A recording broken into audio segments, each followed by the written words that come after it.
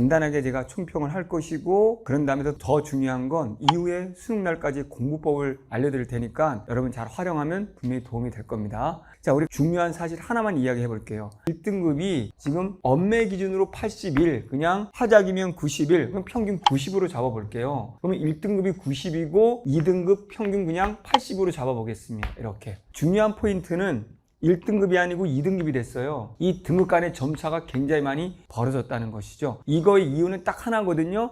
여러분들이 끝까지 시간 내에 문제를 풀기 어려웠다는 거예요. 그렇기 때문에 지금 2등급이 이렇게 점수가 많이 내려가는 거거든요. 이런 현상들이 분명히 저는 수능에도 이어질 거라고 보거든요. 그렇기 때문에 어떻게 대응해야 되는지를 제가 알려드릴 거고요. 일단 뭐가 달라졌는가를 본다면 6월 모의고사보다 9월 모의고사가 난이도를 떠나서 훨씬 잘 냈고요. 수능에 좀 더 가깝습니다. 근데 우리가 여기서 꼭 기억할 게 하나가 있습니다. 6월, 9월하고 수능의 깊이, 문제의 질은 다르다는 거예요. 6구에 가지고 기준을 맞춰서 수능이 이럴 것이라고 생각하면 안 된다는 거예요. 그게 어떻게 다른지도 제가 말씀을 드릴 거고, 그래서 여러분들이 이 모의고사를 통해서 깨달아야 되는 것은 내가 어떤 부분이 아직 약하고 내가 공부를 어떻게 했는데 이게 먹히지 않는 건지, 또 내가 어떻게 했을 때 잘 들어맞는지를 분석하고 자기를 성찰해 보는 게 굉장히 중요해요. 일단은 9월 문학부터 설명을 하면 문학은 아주 잘 냈어요. 제가 올해 분명히 비문학은 지문이 짧아지고 쉬워질 것이고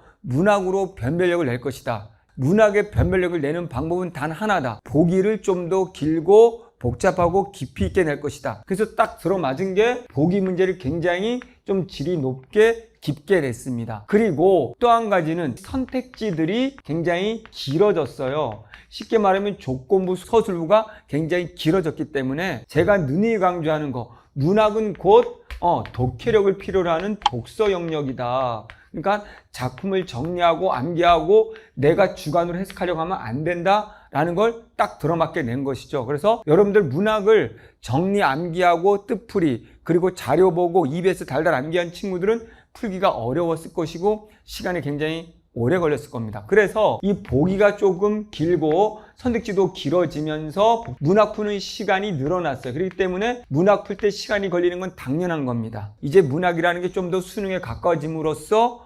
보기라든지 선택지의 질이 높아졌다. 그래서 보기란 선택지들을 읽어낼 수 있는 힘이 없으면 문학은 어려울 것이다 라는 거 아시면 될 것 같고요. 이제 독서 영역을 볼게요. 독서 영역은 예상한 대로 6월처럼 지문이 짧아졌습니다. 지문이 짧고 내용도 그렇게 어렵지 않고 평이했죠. 이거는 이제 다 예상하는 바죠. 그러나 이제 살짝 달라진 게 선택지가 6월보다는 조금 질이 높아졌습니다. 그래서 비문학도 내용은 쉬웠는데 답 찾을 때 약간 어려울 수 있었어요. 그렇기 때문에 전체적으로 질이 좋아졌다라고 보면 되고, 이 수능에 좀 더 6월보다는 가까운 시험 문제다라는 걸 보면 돼요. 근데 이쯤에서 하나 많은 친구들이 EBS에 많이 반영했다라는 걸 체감했을 거예요. 근데 여기서 이제 속으면 안 됩니다. EBS와 비슷한 소재가 나왔다고 해서 그걸 가지고 문제 푸는데 크게 도움은 되지 않아요. 마음은 이해는 되지만. 그런 다음에 언어와 매체에서 언어, 문법은 역대급으로 조금은 어려웠습니다. 또 한 가지 너무 봐야 될 게 많아서 시간을 많이 요하는 스타일로 나왔기 때문에 수능날은 지금 이거보다는 살짝 난도가 내려갈 거로 예상되고 시간도 줄어들 거라고 저는 예상이 되거든요. 그래서 그 대신 중요한 게 문제를 잘 냈다고 보거든요. 문제는 굉장히 잘 냈어요. 주어진 조건 가지고 문제 푸는 데는 지장이 없는데 조금 시간이 걸리게끔 분량이 많았다. 그리고 어쨌든 전체적으로 문제는 굉장히 질이 좋았다. 자, 나머지 화작이라든가 매체 부분에서는 크게 다른 부분이 없었기 때문에 제가 언급을 하지 않고, 자, 그럼 이제 중요한 이 이후의 공부를 어떻게 해야 되는가라는 겁니다.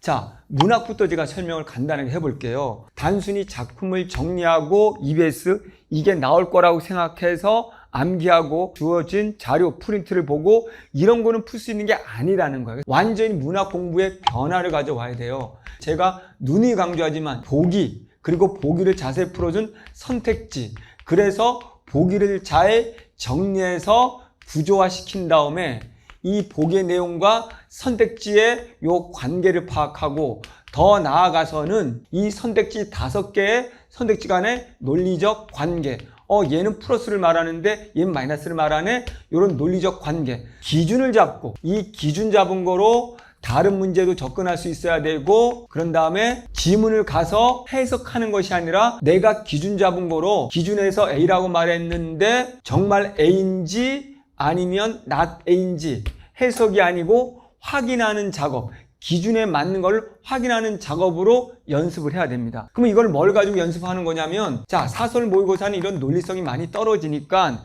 사설 모의고사는 일주일에 한 번 정도 보거나 2주에 한 번 보는 거로 충분하고요. 이 기출 문제를 가지고 보기랑 선택지 보는 연습, 두 번째 EBS 가지고 하라는 거예요. EBS가 일단은 그나마 출제 가능성이 높고, EBS에 나와 있는 보기를 보고 선택지를 보고 이걸 중심으로 다른 문제도 풀고 이거 중심으로 지문도 이걸 기준으로 확인하거나 해석하는 그런 연습을 하는 거예요. 그러니까 소설 같은 경우에도 보기, 선택지, 줄거리를 보고 기준을 잡은 다음에 이걸 토대로 감상 문제를 보고 선택지를 먼저 본 다음에 두 개를 합쳐서 지문을 감상에 나온 선택지를 찾기 위해서 빠르게 읽어가는 연습을 하는 거예요. 그래서 EBS로 우리가 문제를 접근하고 풀어가는 연습용으로 삼아야지 이것이 똑같이 나올 것이다, 암기, 정리, 뜻풀이 이렇게 하면은 망합니다. 이 두 개 좀 더 집중하고 사설은 많이 풀기보다는 적당하게 시간 조절하는 방법으로서의 모의고사를 이용하면 될 것 같습니다. 두 번째, 이제 독서 영역을 볼게요. 자, 독서 영역은 지문이 어렵지가 않습니다. 그러나 중요한 게 수능날은 지문도 깊어질 것이고 문제도 깊어질 거예요. 우리가 유평하고 독서 영역에서 수능의 단적인 차이점이 뭐냐면요, 표면적인 정보를 여러 개 전달하는 글쓰기라면요,